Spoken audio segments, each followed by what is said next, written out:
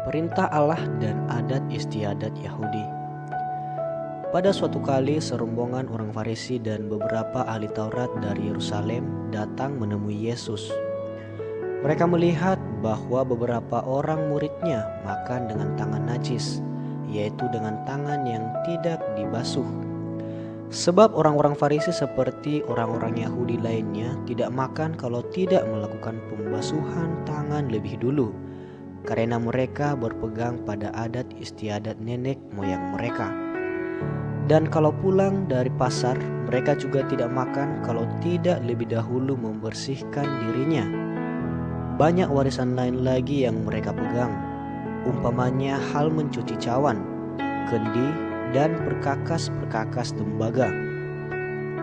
Karena itu orang-orang Farisi dan ahli-ahli Taurat itu bertanya kepadanya, "Mengapa murid-muridmu tidak hidup menurut adat istiadat nenek moyang kita, tetapi makan dengan tangan najis?"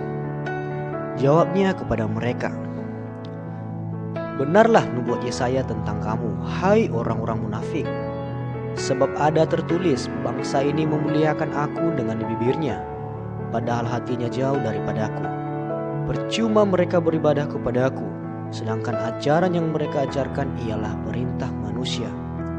Perintah Allah kamu abaikan untuk berpegang pada adat istiadat manusia." Yesus berkata pula kepada mereka, "Sungguh pandai kamu mengesampingkan perintah Allah, supaya kamu dapat memelihara adat istiadatmu sendiri. Karena Musa telah berkata, hormatilah ayahmu dan ibumu, dan siapa yang mengutuki ayahnya atau ibunya harus mati.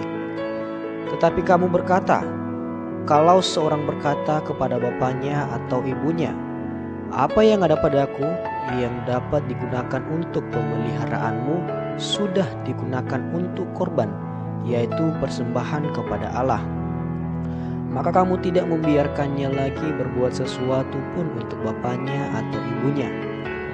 Dengan demikian firman Allah kamu nyatakan tidak berlaku demi adat istiadat yang kamu ikuti itu, dan banyak hal lain seperti yang kamu lakukan." Lalu Yesus memanggil lagi orang banyak dan berkata kepada mereka, "Kamu semua, dengarlah kepadaku dan camkanlah. Apapun dari luar yang masuk ke dalam seseorang tidak dapat menajiskannya, tetapi apa yang keluar dari seseorang itulah yang menajiskannya. Barang siapa bertelinga untuk mendengar, hendaklah ia mendengar." Sesudah ia masuk ke sebuah rumah untuk menyingkir dari orang banyak, murid-muridnya bertanya kepadanya tentang arti perumpamaan itu. Maka jawabnya, "Apakah kamu juga tidak dapat memahaminya?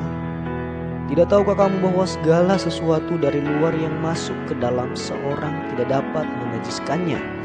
Karena bukan masuk ke dalam hati tetapi ke dalam perutnya, lalu dibuang di jamban.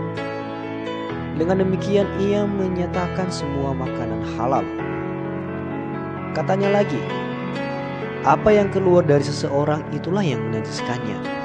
Sebab dari dalam, dari hati orang, timbul segala pikiran jahat, percabulan, pencurian, pembunuhan, perzinahan, keserakahan, kejahatan, kelicikan, hawa nafsu, iri hati, hujat, kesombongan, kebebalan.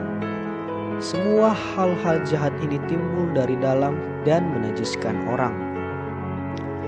Perempuan Siro Fenisia yang percaya. Lalu Yesus berangkat dari situ dan pergi ke daerah Tirus. Ia masuk ke sebuah rumah dan tidak mau bahwa ada orang yang mengetahuinya, tetapi kedatangannya tidak dapat dirahasiakan. Malah seorang ibu yang anaknya perempuan kerasukan roh jahat segera mendengar tentang dia, lalu datang dan tersungkur di depan kakinya. Perempuan itu seorang Yunani, bangsa Siro Fenisia. Ia memohon kepada Yesus untuk mengusir setan itu dari anaknya.